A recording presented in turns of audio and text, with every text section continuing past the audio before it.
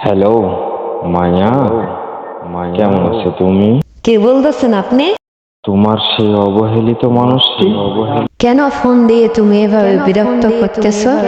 জানতাম না তো, তোমার খবর নিতে গিয়ে তুমি বিরক্ত হয়ে যাচ্ছ। হ্যাঁ, আমি বিরক্ত হচ্ছি। তুমি আর কখনো ফোন দেবা না।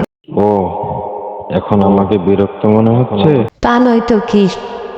এখন আমি স্বামী সংসার নিয়ে অনেক সুখে আছি। আমার কথা কি তোমার একদমই মনে পড়ে না? না, করে না। কোনো এক সময় তো তুমি আমার কথা ছাড়া আর অন্য কোনো কথা ভাবতে না। সেটা তো ছিল আমার সবচেয়ে বড় ভুল। তখন বুঝতে পারিনি যে তোমার কাছে টাকা পয়সা নেই, তুমি গরিব, আর এখন আমি পয়সাওয়ালা স্বামীর কাছে অনেক সুখে আছি।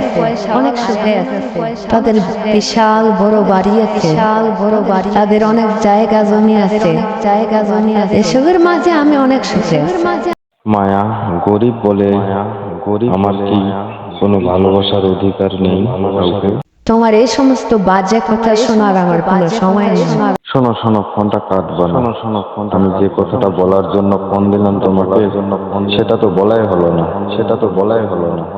দেখলাম কাজী অফিসে আমার স্বামী অন্য একটা মেয়েকে বিয়ে করলো।